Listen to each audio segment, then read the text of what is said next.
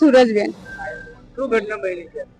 राते बड़ा होटेला હતા ને આ ગાડી વાળાએ ઘર में गाड़ी गाड़ी દીધી અમારા કેટલું નુકસાન થયું? આખું ઘર પાડી દીધું, 500 રૂમ બધો પાડી દીધો, 2 ગાયો મારી કરી, 3 ગાયોના પગ ભાંગી કર્યા। કરજણ તાલુકાના ઓજગામ ખાતે ગત રાતે લગભગ 10:30 થી 11 ના ગાળામાં એક ડ્રાઈવર જે બેફામ રીતે ગાડી હંકારીને એક ઘર તોડી નાખી છે, 2 ગાય કચડી નાખી છે તથા 3 ગાયના પગમાં નુકસાન છે, એક ઇકો ગાડી નુકસાન છે। એટલા ખૂબ જ નાથી પણ ભરપાઈ ના થાય એટલું મોટું નુકસાન આ ડ્રાઈવરના માફે થયું છે, કારણ કે આ પાલક નાયા સ્થળ પર રેતીની ગાડીઓ બેફામ ચાલે છે।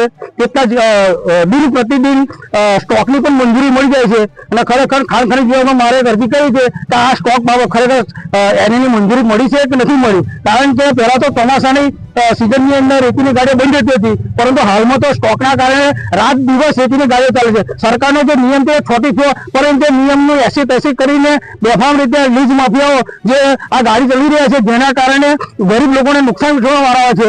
આ રોડ ઉપર આ બધું પણ ઘરો આવેલા છે, આ બધું પણ ઘર આજે આ જગ્યા બનાવવો ને કાલે બીજી જગ્યા બનાવવો છે, એટલે આ બાબતે સત્વરે કોઈ કાર્યવાહી ઠોસ કાર્યવાહી કરવામાં આવે।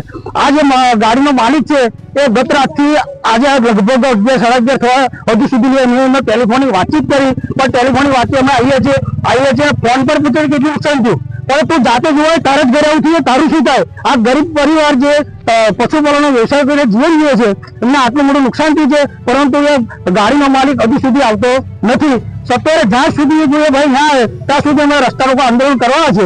અત્યારે અમે રેતીની ગાડીઓ રોકી છે, જો પેલો ભાઈ નહીં આવે તો બીજા સાધનો અમે રોકીશું।